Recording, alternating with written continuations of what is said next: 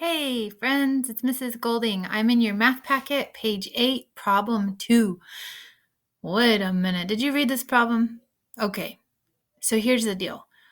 Our amazing staff in the school corporation, they had like a day to put this whole packet together and get it to schools and have the schools make copies and get it to everybody.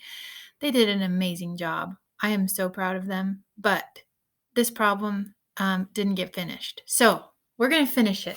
And if you say, so if you're not Mrs. Golding's student and you're like, my teacher might not like this, you can have them email me, but I guarantee you they'll just be happy that you're doing some math today. So go with it. All right, Stephanie, she's helping her band collect money to fund a field trip.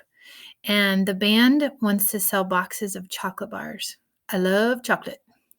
Each bar sells for $1.50, and each box contains 20 bars.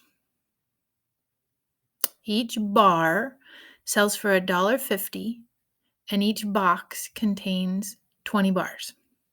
Below is a partial table of monies. That's a weird word. If you look at that, monies, we don't usually say that. But anyway, there it is. Below is a partial table of monies collected for different numbers of boxes sold. Okay, I changed this up a little bit. Since you didn't have a table, does it say a table? Yeah, I made a table, but I didn't make a table based on the number of boxes sold. I just changed it up to candy bars. It's going to make this problem a little bit easier. And I'll show you how we can use it. All right. So I have $1.50. Oops. I didn't want that, did I? I think I can undo that. Yeah. Undo. Yeah.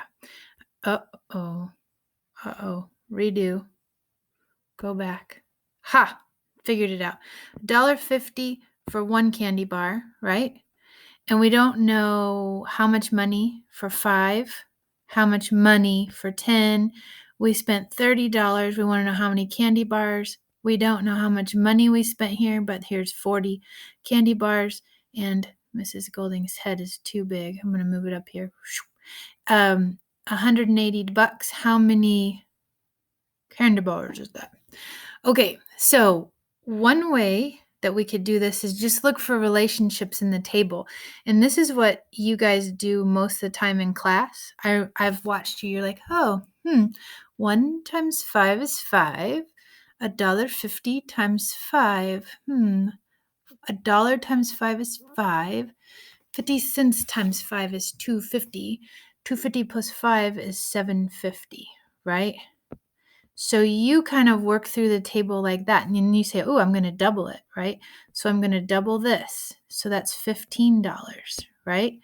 And then you're like, ooh, $15 times 30 is double. So 10 doubled, or 10 times 2 is 20, right? As long as you're multiplying or dividing along the way on a ratio table, you're fine. 20 times 2 is 40. 30 times 2 is 60. And then 60 times 3 is 180. So 40 times 3 is 120. You got it. Okay, but here's the deal. You can also use an equation, which is what we've been learning in class. So if I wanted to solve for money, let's call money M, and let's call candy bar C, right? So let's say I don't know the money, but I know the candy bars. I take the amount of candy bars, and what do I multiply it every time? By $1.50, because it's $1.50 per bar, right? It works. If I wanted to know, right, where am I looking for money? Right here, 15. So my money is equal to 10 times $1.50. Is that right? Yup.